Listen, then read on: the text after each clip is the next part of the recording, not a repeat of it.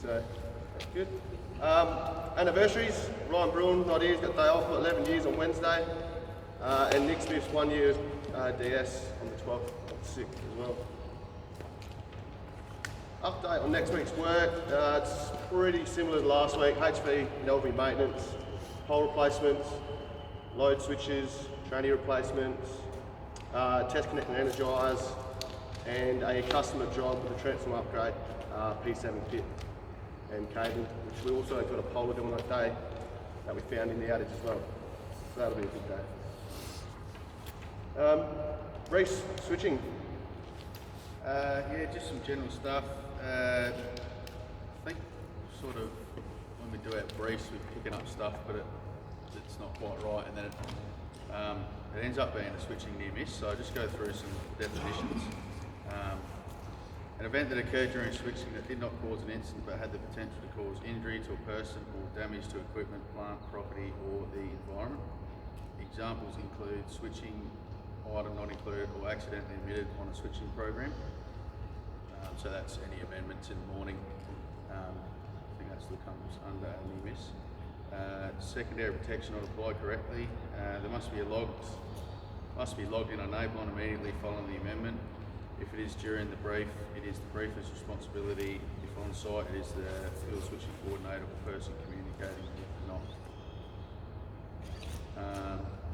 And a reminder for availability crews that finish off a cable fault to get dispatched to raise a follow-up. Not sure what that one was about, but yeah, just make sure you raise a follow-up with dispatch, get any cable faults. Is that if you go to a cable fault, not to fix it, but just get called out to one and maybe isolate it? Yeah. I believe there's a form. You all should have been given a pad, like a scoping sheet for cable faults, which would be relevant in that scenario. Do you remember those pads? Was that for underground? Yeah. I know there was some books out, but that's what you're saying, like if you're on supply rest and you go to a cable fault, you don't necessarily fix it, but you isolate it or whatever, swap customers over, there's a form for that. And that's when they then obviously raise a follow-up, which we might end up with that job anyway. Some ongoing stuff, the switching cubicle fault for the tags, that's ongoing. Daryl Cole's working on that one. That's the ABB safe links. Incorrect mapping issues is still being followed up by Cam Fraser to work out who is responsible for that. Some positives, some good switching practices. While performing LVLSB, a crew found a badly damaged EF on a pole they had to open the taps on. They amended the program to not disturb the pole and notified Sabra of the damage. So well done. I reckon that was Seb. So good awareness around what he was doing on the day. Made sure it was all done safely. Another one, while crews were locating an LV cable fault, they noticed a discrepancy when comparing the scoping sheet with the GeoCortex, which is the map store. This resulted in them needing a CB and an on-order as they would be digging around the HV. Shows good vigilance awareness as to what is happening underground.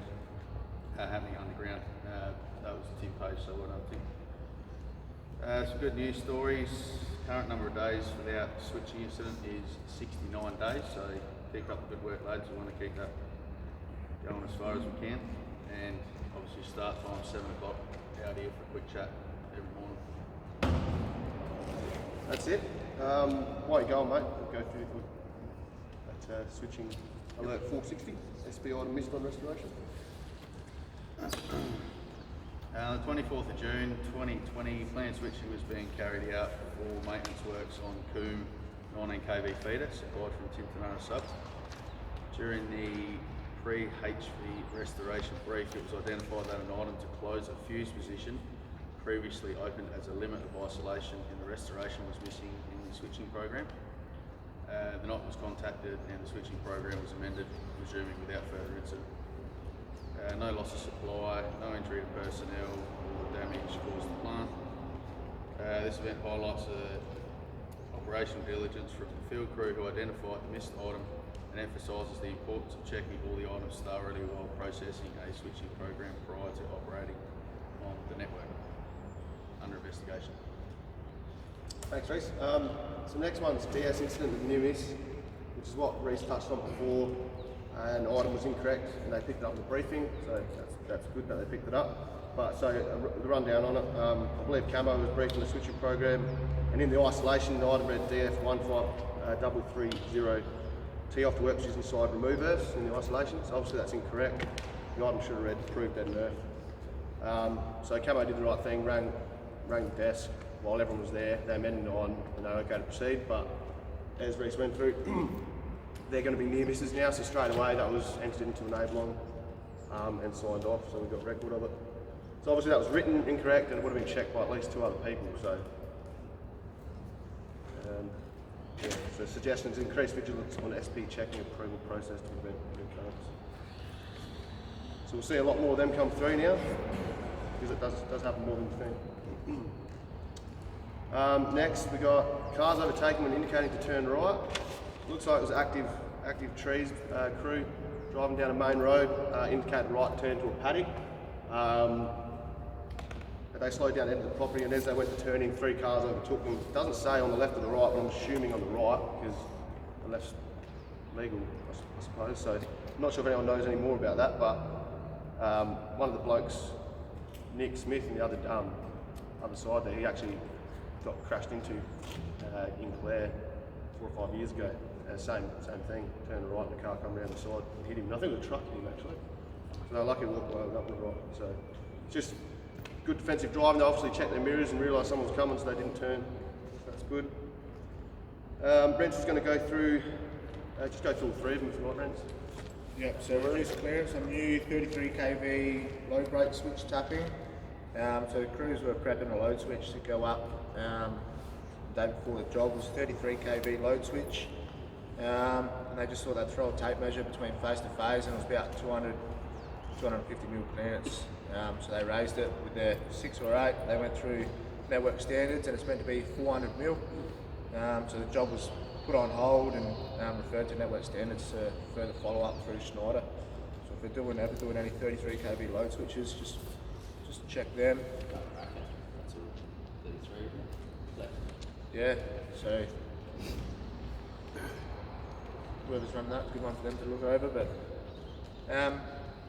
HV liquid fuse inadvertent open, so glove and crews were working on a pole to remove rags, cutting the bolts off with Ripo saw, and there was a cable over and under on that same pole. Number 4 fuse ended up rattling out and dropped to the ground. So they had a drop zone and stuff set up, so no one was injured, but they did lose 1 phase to the pad mount that it was running to. So some actions are potentially just to use a new Recipro blade, cut it with less vibration, and just to document it in your JSA. We do a bit of that, probably not so much gloving. We might do it dead, but still good just to note if we do have fuses on a pole that we're working at that could drop out. And liquid fuses left in a truck cabin, so field services depot had their truck picked up to take to fleet. It got to fleet, and the fleet guys did their walk around and noticed there was a set of number 4 fuses on the parcel shelf behind the back seats. So obviously that's just the object in the cab that's not tied down, so that was taken out, put in the bin in the back. But yeah, just make sure that we got our stuff locked away, so it doesn't have potential to fly into the back of someone's head should something bad happen. So that's that. One more over here to go through. Chrome box equipment failure. Looked like Victor Harbour crews went to isolate the chrome box. On the chrome box, the tabs that hold the fuse in place were corroded. Looks like 2 of the fuses come out, 1 stayed in. So obviously didn't isolate it properly. They did a risk assessment. Because there's only 1 fuse left there, they deemed it safe to use a JW fuse puller to remove that fuse. If they were all still in there, they would have de-energized the transformer. So just be aware of that. We do a bit of work on those chrome boxes, especially when we're working in the hills. Standard group have been notified for investigations. Chrome boxes may not be suited for use in high corrosion areas. And that is it from me. Unless anyone else has got anything to go through. Darry, got anything? Yeah, just on driving at the moment, the world goes a bit silly.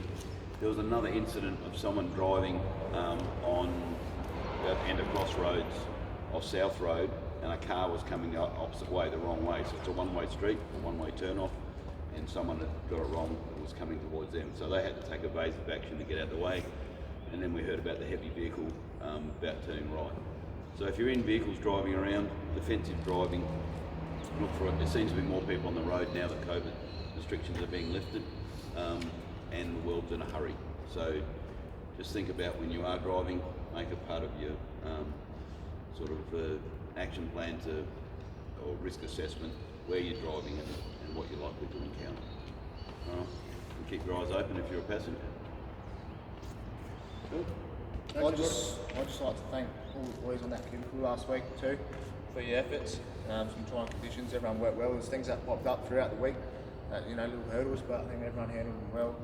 Late finish on Friday, which no one likes doing, so appreciate you boys for that. I think we got one left, and that's it. Yeah, I second that too, guys. Leachy's really good at running those jobs too, by the way. Yeah, I'm so happy to handle Rory and just mentor him from the start. It's pretty much. But everyone done well, so it's good to see. Good team effort. Yeah, good work. No whinging from what I heard, so that's awesome. Yeah. Thanks, everybody.